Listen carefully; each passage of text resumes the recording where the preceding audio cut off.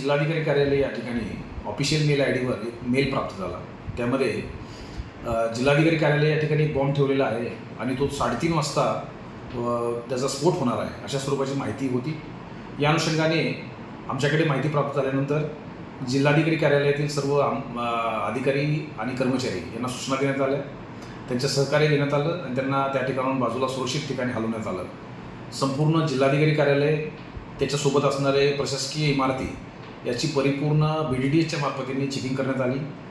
HHMDच्या मार्फतीने checking करण्यात आली. परिसरसुद्धा त्यामध्ये चेकिंग करण्यात आला. याच्यामध्ये कुठल्याही स्वरूपाचं तथ्य आढळलं नाही आणि हा कॉल खोटा होता किंवा हा मेल खोटा होता अशा स्वरूपाची माहिती आत्तापर्यंत समोर आलेली आहे. या बाबतीमध्ये पालघर पोलीस स्टेशनला गुन्हा दाखल करण्यात येत आहे. ज्या ठिकाणाहून मेल आला होता याची अधिक माहिती घेण्यासाठी सायबर सेल, महाराष्ट्र सायबर सेलच्या संपर्कात आहे आणि अधिकची माहिती सध्या प्राप्त करत आहे.